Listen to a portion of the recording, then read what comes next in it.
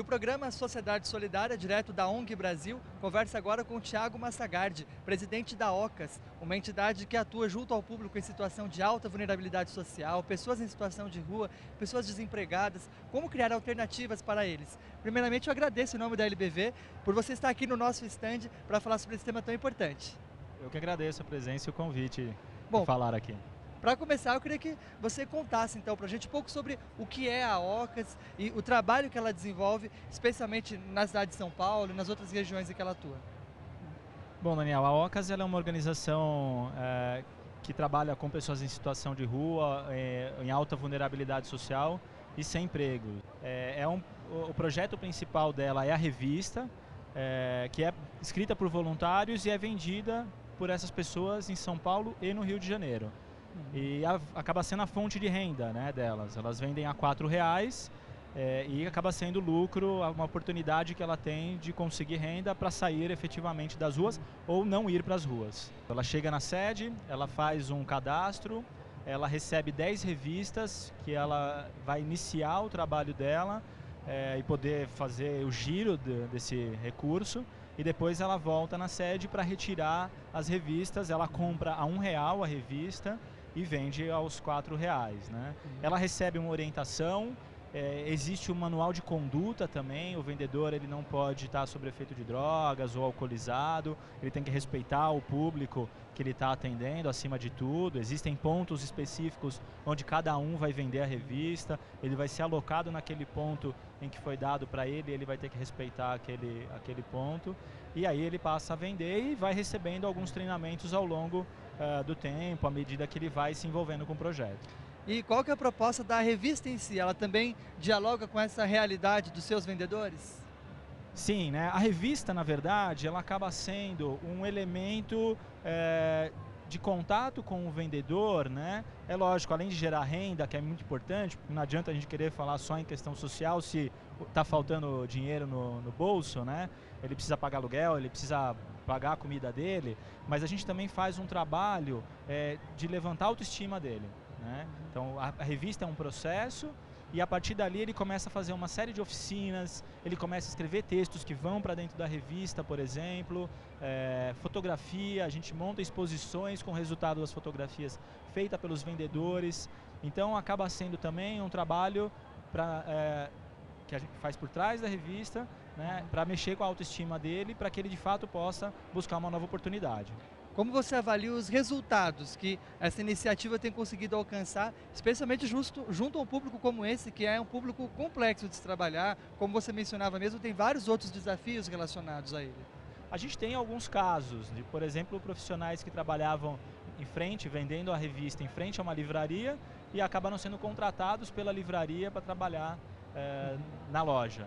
Então isso pra gente é super gratificante. Tem um caso, por exemplo, de um vendedor, ele chegou na revista, ele retirou 20 revistas, vendeu as 20 porque o objetivo dele era voltar para a cidade dele, no Mato Grosso, Goiás, não me lembro exatamente.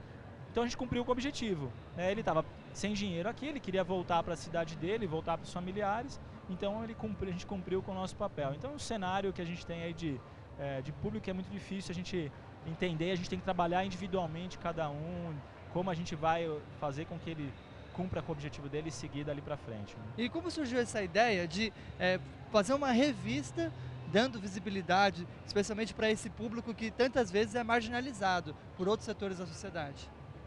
A ideia, ela nasceu fora do Brasil, na verdade, né?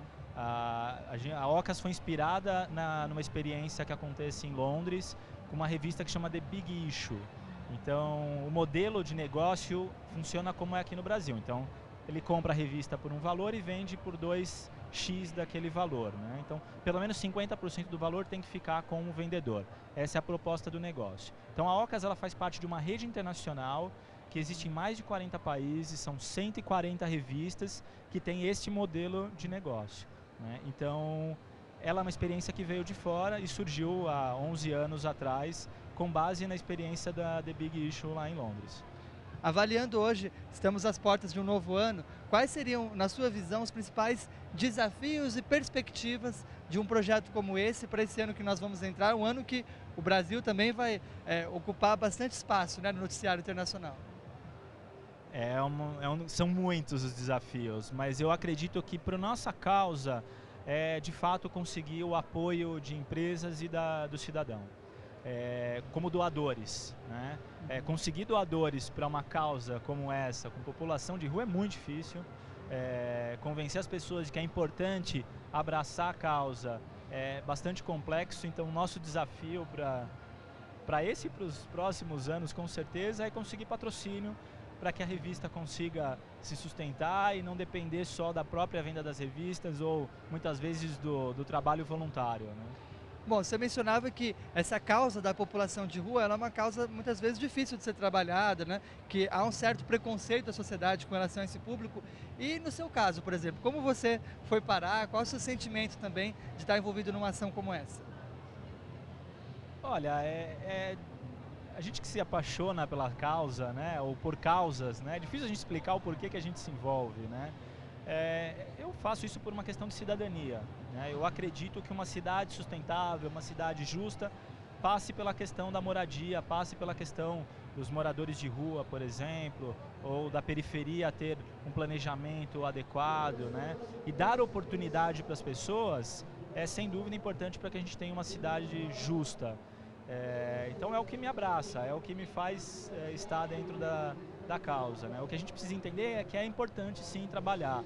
O que existe é um preconceito de que a gente só pode ou deve doar porque é para crianças, porque é o futuro, porque adulto não tem mais jeito. Não, a gente tem que esquecer esse tipo de argumento, porque ele é um argumento que não funciona, não é verdade isso, e que é preciso sim investir no público adulto, né? Porque se o público adulto não estiver bem estruturado, ele não vai conseguir dar condições, inclusive para as crianças que estão ao redor dele, que eles possam ter um futuro também. Então é uma cadeia, né? Sem dúvida. Bom, a gente certamente podia falar mais sobre esse tema. Quem está acompanhando quer saber mais sobre o assunto, como é que faz? Bom, quem quiser conhecer o projeto pode entrar no nosso site, né, o www.ocas.org.br, ou acompanhar a gente através do Facebook, Revista Ocas. É só entrar lá e curtir e a gente vai postando novidades, as novas capas e por aí vai. Tiago, agradeço em nome da Legião da Boa Vontade por você ter vindo aqui no nosso stand para falar sobre esse tema. Seja sempre muito bem-vindo. Obrigado, até mais.